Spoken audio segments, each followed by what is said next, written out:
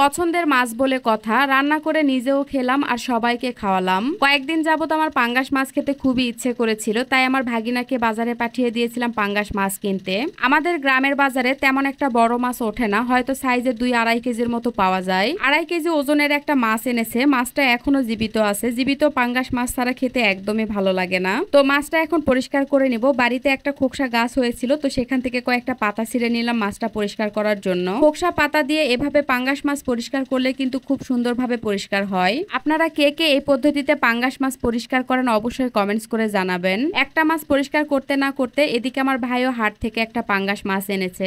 আমি যে আমার ভাগিনাকে আগেই বাজারে পাঠিয়ে দিয়েছিলাম সেটা আমার ভাই জানতো না, কারণ আমার ভাই তখন বাড়িতে ছিল না। যাই হোক, সন্ধ্যা লেগে যাচ্ছে, তাই আমার চাচাতো বোনকে ডেকে নিয়ে আসার পরে মাছ দুইটা ভালোভাবে পরিষ্কার করে নিলাম। তারপরে এখন মাছ দুইটা কেটে নিচ্ছে। পাঙ্গাস মাছ খেতে কিন্তু কম বেশি সবাই পছন্দ করে, তবে বলতে লজ্জা পায় তার পাঙ্গাস মাছ পছন্দ।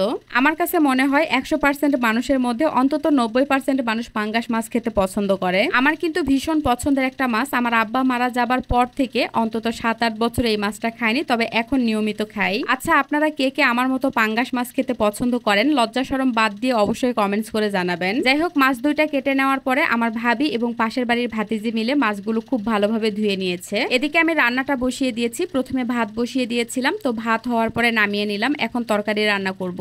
মাটির চুলার রান্নার স্বাদই আসলে অন্যরকম। মাটির চুলার রান্নার যেমন স্বাদ হয় তেমনই রান্না করতেও ভালো লাগে। গতবার বাড়িতে এসে আমি এই চুলাটা কিনে রেখেছিলাম আর সেই চুলাতেই আজকে রান্না করছি। যাই হোক, আজকে পাঙ্গাস মাছ আমি কচুর বই দিয়ে রান্না করব, কারণ কচুর বই দিয়ে পাঙ্গাস মাছ রান্না করলে খেতে ভীষণ মজা লাগে। প্রথমে মশলা কষিয়ে নেওয়ার পরে কয়েকটা কচুর বই কেটে দিয়েছি। কচুর বইগুলো ভালোভাবে কষিয়ে নেওয়ার পরে এখন মাছগুলো দিয়ে দিচ্ছি। গতবার বাড়িতে এসে একটা পাঙ্গাস মাছ রান্না করে আমি সবাইকে খাইয়েছিলাম, আর সেটা রান্না করেছিলাম কচুর বই দিয়ে। আমার হাতে পাঙ্গাস মাছের এই রান্নাটা খেতে নাকি অনেক বেশি মজা লাগে, তাই আজকেও একইভাবে রান্না করছি। লোকে বলে আমি নাকি আমার মায়ের মতো। আমার মা যেইটাই রান্না করতো না কেন পাশের বাড়িতে অন্তত এক বাটি তরকারি দিয়ে আসতো। আমিও আমার মায়ের মতোই হয়েছি। বাড়িতে আসার পরে যেইটাই রান্না করি না কেন সবাইকে নিয়ে একসাথে খেতে খুবই ভালো লাগে। গ্রামের মানুষগুলো কিন্তু খুবই সহজ সরল এবং আন্তরিক। কেউ কারো কাজ দেখে একদমই চুপ করে বসে থাকতে পারে না। আমি বাড়ির মানুষগুলোর কাছ থেকে যে সুবিধাগুলো পাই না, সেই সুবিধাগুলো পাশের বাড়ির মানুষগুলোর কাছ থেকে পাই। এই যেমন ধরেন, আমি যখন বাড়িতে আসি তখন পাশের বাড়ির মানুষগুলো কিন্তু আমার প্রত্যেকটা কাজে অনেক বেশি সাহায্য সহযোগিতা করে।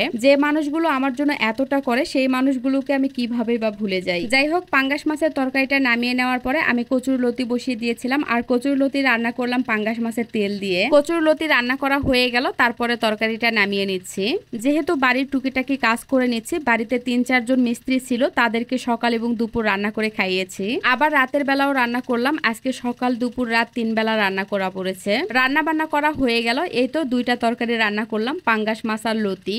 এরপরে আমরা সবাই মিলে একসাথে খাওয়া দাওয়া করতে বসলাম। সবাই মিলে খাচ্ছি আর গল্প করছি, অন্যরকম একটা মজা আছে। আজকের মতো এখানেই বিদায় নিচ্ছি। যদি ভিডিওটা ভালো লাগে প্লিজ একটা লাইক, কমেন্ট আর শেয়ার করতে ভুলবেন না। সবাই ভালো থাকবেন, সুস্থ থাকবেন। আল্লাহ হাফেজ, টাটা।